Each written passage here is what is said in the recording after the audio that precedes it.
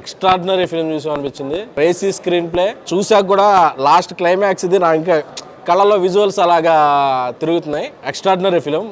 Mowgli నాకు title పెట్టి నుంచి అంటే ఫస్ట్ 10 నిమిషాల నుంచే ఒక సినిమా చూస్తున్నట్లేదు, ఒక వరల్డ్లోకి వెళ్ళి ఆ క్యారెక్టర్ మధ్య మనం ఉన్నట్టుంది.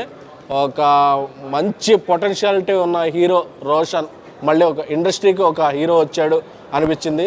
అలాగే సాక్షి ఆ అమ్మాయి యాక్టింగ్ చేస్తుంటే నాకు నిజంగా ఆ అమ్మాయి మాట్లాడలేదేమో అనేంత ఇంత ఇది క్యాప్చర్ చేయడానికి ఈ కథ రాసిన సందీప్ రాజ్ తన స్టోరీలోనే. ఎందుకంటే లాస్ట్ ఇంటర్వెల్ ముందు ఇంటర్వెల్ దగ్గర లాస్ట్లో క్లైమాక్స్లో అతను నేమ్ చూడగానే గూస్ బంప్స్ వస్తాయి.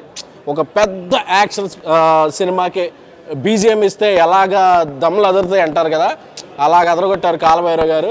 సో వీళ్ళందరి కృషికి ఒక గొడుగులాగా పట్టి ఈ సినిమాని చేసింది విశ్వప్రసాద్ గారు. సార్ కంగ్రాచులేషన్ సార్, మంచి హిట్ కొట్టారు సందీప్. అండ్ అలాగే హర్ష బంటి పాత్రలో అంటే తన ఫిల్మోగ్రఫీలో చెప్పాను, వికీపీడియాలో నేను ఎన్ని చేసినా పెర్ఫార్మెన్స్ వైజ్ రాసుకుంటే this will be your first film అనేది హర్షకు ఉంటుంది అన్న.